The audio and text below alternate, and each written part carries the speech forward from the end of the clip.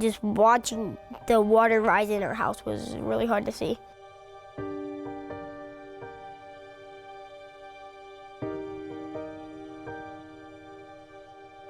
If all said and done, there was probably 6 or so families on roofs just within eyesight.